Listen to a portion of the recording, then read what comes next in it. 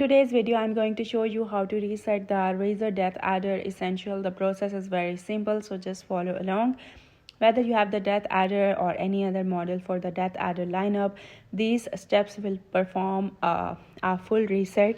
So first, let's try the button combination reset. This method doesn't work on every model, but it's quick and worth trying. So disconnect your mouse from your PC. With the mouse unplugged, press and hold 3 buttons at the same time: left click, middle click, and right click. Keep all 3 buttons pressed down. While holding them, plug the mouse back into your PC using any USB port. Continue holding the buttons for about 7 seconds. You should see an LED flash or hear a USB connection sound.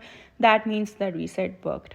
If nothing happens on your mouse doesn't reset, move on to method 2. If the button reset didn't work, you can reset your mouse through Razer Synapse. So open Razer Synapse 3 on your PC. Go to the profile section. Every Razer device gets a profile automatically.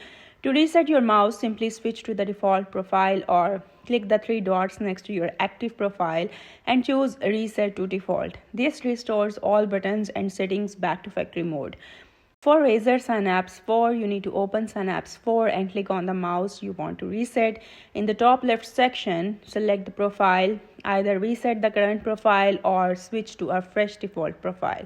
Double check all categories, buttons, performance, and lighting to make sure everything has been fully reset. And that's it. You know now 2 simple ways to reset your Razer DeathAdder Essential. If this video helped you out, please make sure to leave a like and subscribe for more easy tech tutorials. Thanks for watching, and I will see you in the next one.